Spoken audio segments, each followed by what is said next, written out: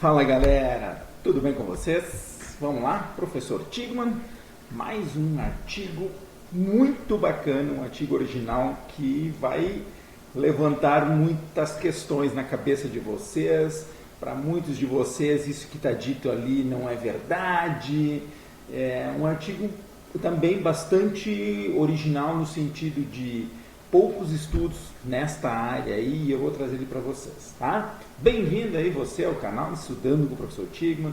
Não esquece de dar o likezinho no vídeo, não esquece de compartilhar com os amigos, escreve aí nos comentários aí embaixo, tá? Vamos trocar uma ideia aí para ver o que você está conseguindo aprender. A ideia não é só trazer o conteúdo em si, mas também um pouco de interpretação da ciência, de trazer dados que possam contribuir na sua prática profissional, né? Eu acho que o aspecto principal é tentar aproximar a ciência da prática, né? Às vezes o cientista usa de métodos tão sofisticados que ficam longe da prática, e às vezes a prática deixa de usar informações científicas que fica longe da ciência, e isso não é bom para ninguém, certo, gente? Então vamos lá, vou trazer para vocês mais um artigo que gostei muito da leitura dele, uma leitura tranquila, vou colocar o link dele aí nos comentários, um artigo de Bas Valley, né? E aí eu chamo a atenção aqui dos demais autores, mas gostaria de chamar a atenção do Brett Schoenfeld, que é um autor que tem feito publicações muito legais, meta-análise, vou trazer uma meta-análise logo desse cara aqui, tem publicado muito nos últimos 10 anos na área de treinamento de força. Eu acredito que seja um dos nomes mais fortes que nós temos aí mundo afora, certo? E o que a gente vai falar então, gente? A gente vai falar sobre o efeito da variação de exercícios na espessura muscular, na força máxima e na motivação de sujeitos treinados, em homens treinados. Então, será que a gente trocar de exercício a cada sessão, isso é bom? Dá um resultado melhor ou não dá? Porque, né, tem gente que vai para a academia e diz, não, tem que trocar exercício toda hora, porque eu estou enjoado, porque o músculo acostumou e blá, blá, blá, blá, blá, blá. E aí, o que a ciência fala sobre isso e até que ponto a gente pode trocar uma ideia sobre isso, certo? Então, assim, é um grupo que é um grupo espanhol, né, todos os autores vindo da Espanha, né, e um artigo publicado agora em 2019, também bastante recente.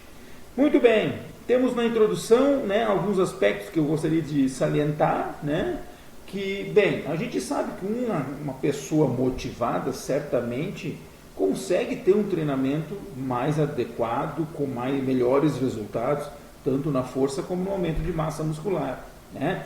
Mas a pergunta é se a troca de exercício, essa rotação frequente de exercício, pode efetivamente gerar essa motivação, né? Será que eu posso, com isso, também ter resultados melhores, né?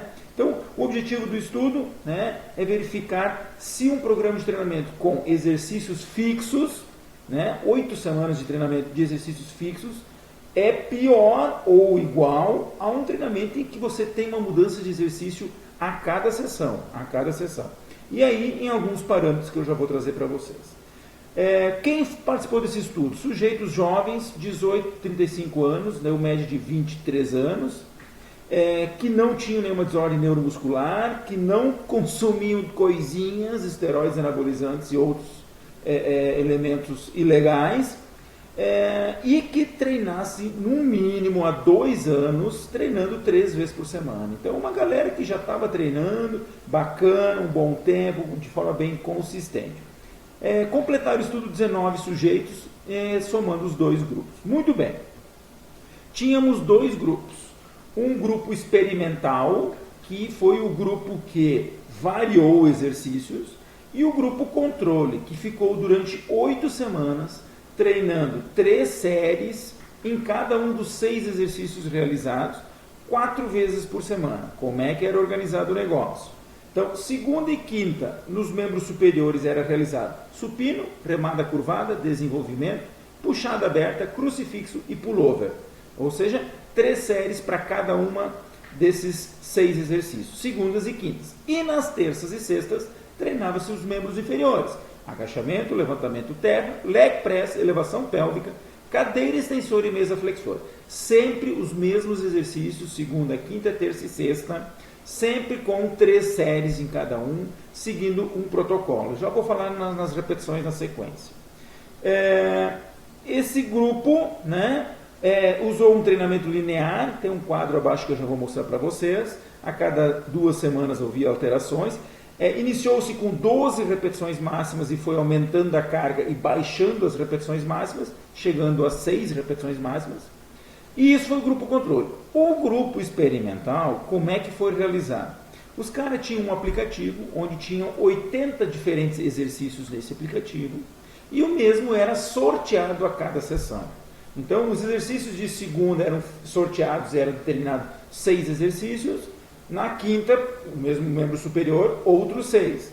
Terça-feira, membro inferior, se sorteava 6 e na outra sexta-feira, outros 6. E a cada treino eram sorteados por meio de um aplicativo do iPhone. Né? Os 3 exercícios sempre eram selecionados 3 exercícios de costas e 3 de peito, né? 3 de empurrar, 3 de puxar.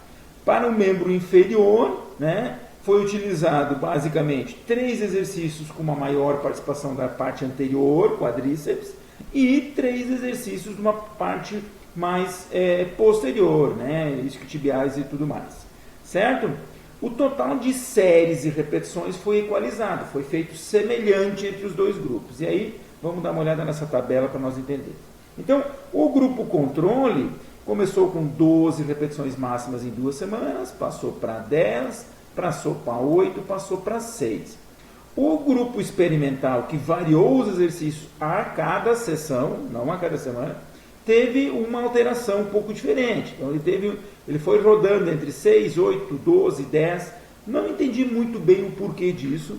Eu acredito que se o estudo tivesse mantido a mesma quantidade de repetições máximas, isolaria melhor a variável, né? Porque a pergunta e será que não foi essa mudança de repetições máximas que possa ter ocasionado alguma alteração? Pois mas os autores usaram uma estratégia aí de alterar também as repetições máximas, embora que o número de repetições se manteve, séries de repetições se manteve igual entre os 2 grupos. Bem, o que foi medido a partir daí? Então foram 8 semanas de treinamento nessa estrutura. E aí, a partir daí, o que foi feito? Foi medido aspectos psicológicos. O que? Motivação intrínseca, o quanto motivado eles estavam, e fatores de desmotivação, alguma coisa que pudesse desmotivá-los. Além disso, foi medido a espessura muscular por meio de ultrassom, onde se mede com equipamento sobre a pele, e aí a metodologia descreve todo o equipamento, as técnicas utilizadas, se mede a espessura de onde tem a quantidade de músculo da pele subcutânea até ao final do músculo, em músculos do quadríceps. Tá? Então teve o vasto intermédio, o vasto lateral e o reto femoral avaliado aqui. Tudo isso pré e pós. E ainda composição corporal por meio dos métodos antropométricos, dobras cutâneas, e força-massa por meio do teste 1RM no exercício supino e agachamento.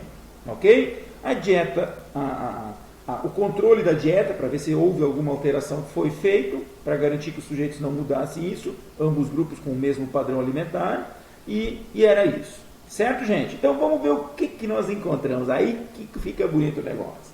Vamos lá. Motivação. O que motivou mais nessas 8 semanas? O grupo experimental, que variou diária, a cada sessão, os seus exercícios, mostrou uma melhora na sua motivação intrínseca do cara.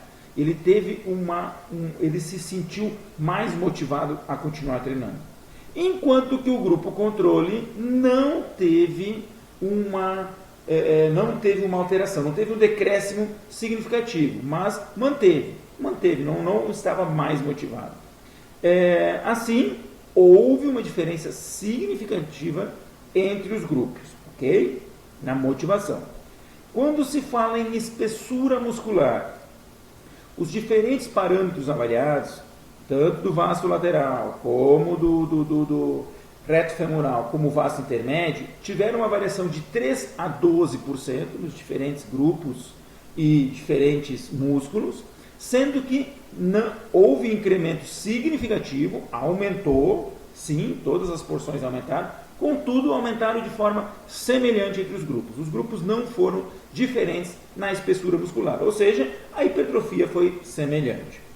Quando a gente vai, e aqui depois eu volto nesses gráficos, uma coisa bacana para falar, e quando a gente vai para a composição corporal, não houve alterações, dobras cutâneas, IMC, e a força máxima variou de um incremento de 4,4% a 9,3%.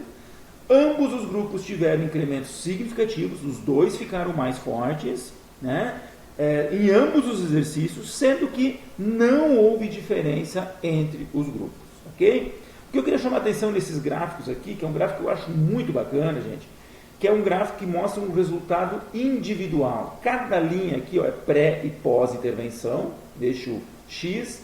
Aqui no eixo Y nós temos a espessura do reto femoral em centímetros.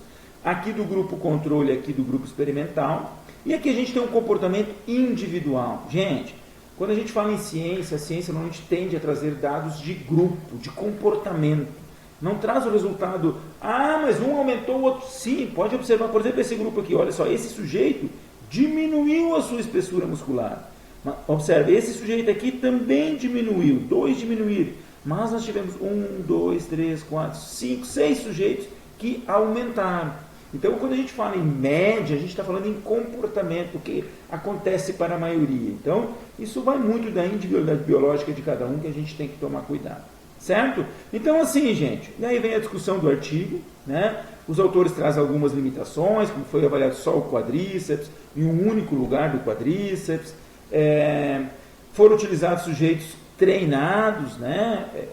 Então, com 2 anos de treinamento, poderia ser outros grupos, né?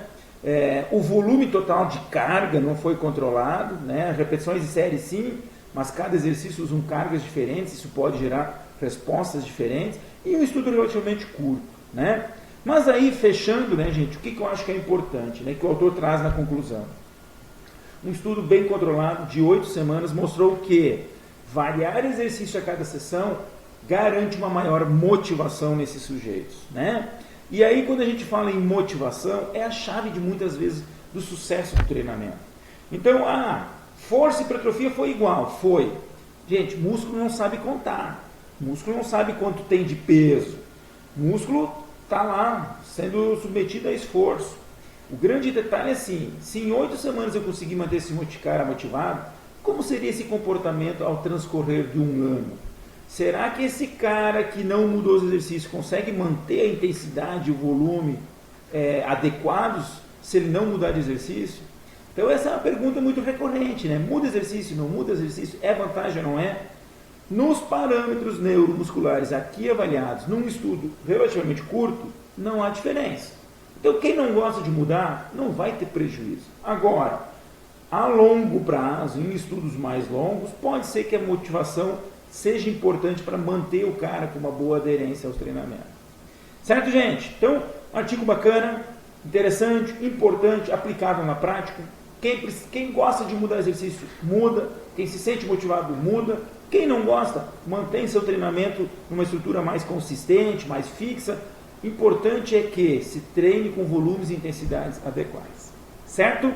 Valeu, pessoal. Não se esqueça, se inscreva no canal Estudando com o Professor Thierry. Compartilhe com seus amigos, colegas, estudantes, profissionais de educação física. A cada semana quero trazer uma coisa bem bacana para você. Certo, gente? Um abraço e até uma próxima aí. Valeu!